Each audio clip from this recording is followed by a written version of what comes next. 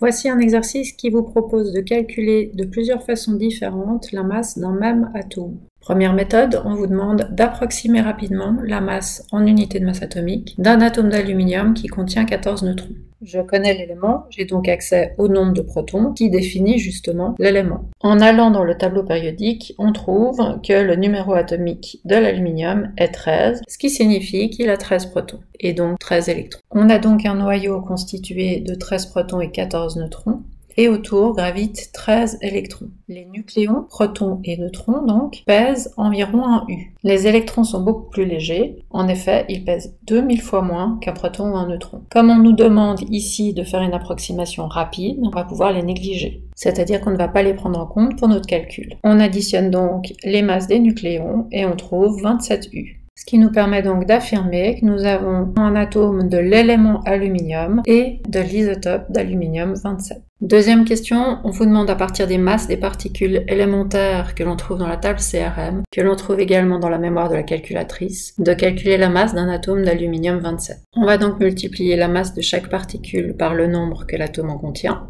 Le nombre de départ ayant 9 chiffres significatifs multiplié par un nombre hyper précis, 13 c'est en fait 13,0000, etc.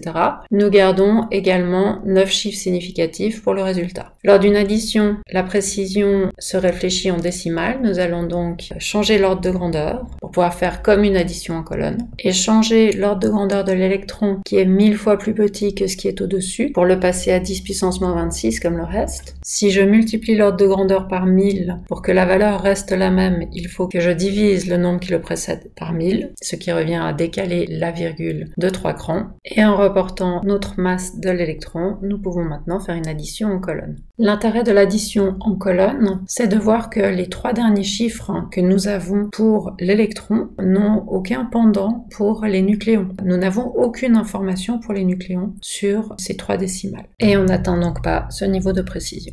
Nous avons donc trouvé notre résultat, mais il est en kilos, alors qu'on nous demandait en grammes. Le gramme étant une unité 1000 fois plus petite que le kilo, nous devons donc, pour garder la même valeur, multiplier notre nombre par 1000, et nous avons un résultat de l'ordre de 4,5 fois 10-23 grammes. On vous demande ensuite d'aller chercher dans la table CRM la masse de cet atome d'aluminium exprimé en unité de masse atomique. Vous la trouvez en page 185 avec 7 chiffres significatifs. On voit par ailleurs qu'il n'y a qu'un seul isotope naturel d'aluminium, c'est l'aluminium 27. 100% donc des atomes d'aluminium sont des atomes d'aluminium 27. On vous demande ensuite de calculer la masse en grammes de cet atome d'aluminium. Vous avez besoin pour cela de savoir quelle est la masse d'une unité de masse atomique en grammes. Vous allez trouver ceci, non pas en grammes, mais en kilos, dans la table CRM en page 165 ou encore dans votre calculatrice, parmi les constantes. Nous pouvons donc poser que nous avons 1,66 fois 10-7 kg pour une unité de masse atomique et nous avons trouvé que un atome d'aluminium pèse 26,98 154 U. Il nous suffit maintenant de résoudre cette règle de proportionnalité, ou règle de 3, et nous obtenons environ 4,5 fois 10-26 kg. Alors reste le problème des chiffres significatifs. Nous en avons 8 dans la constante, 7 dans la valeur de la masse de l'atome d'aluminium. Nous devons donc garder 7 chiffres significatifs également pour notre résultat, puisque c'est de l'imprécision qui se propage. Comme tout à l'heure, il nous reste à transformer nos kilos en grammes. Comme l'unité est 1000 fois plus petite, le nombre doit devenir 1000 fois plus grand pour que la valeur soit conservée. Et nous obtenons donc au final une masse pour l'atome d'aluminium 27 d'environ 4,5 fois 10-23 grammes.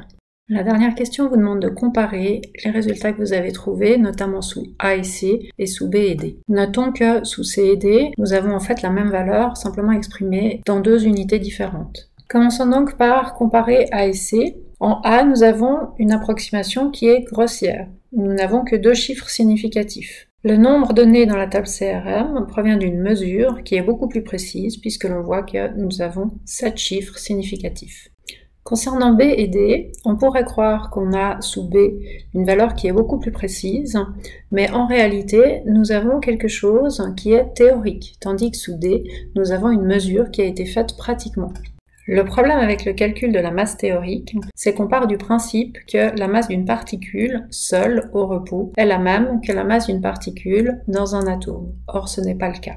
Ce qui est contre-intuitif ici, c'est qu'avec plus de chiffres significatifs, on a l'impression que la valeur théorique est plus précise que la valeur pratique. Mais ce n'est pas le cas, vu que notre valeur théorique est déjà fausse ici. Cela révèle que les chiffres qui suivent le 52 n'ont pas de sens dans le cas du calcul de la masse d'un atome d'aluminium. On met donc ici en évidence que la simple addition des particules qui constituent un atome ne donne pas la masse exacte de cet atome. En effet, en regardant nos deux valeurs, on constate qu'il y a une perte de masse. Si on veut aller plus loin, cette petite masse a été transformée en énergie qui est utilisée pour la cohésion du noyau de l'atome, et qui peut être calculée grâce à l'équation d'Einstein, E est égal à m fois c au carré.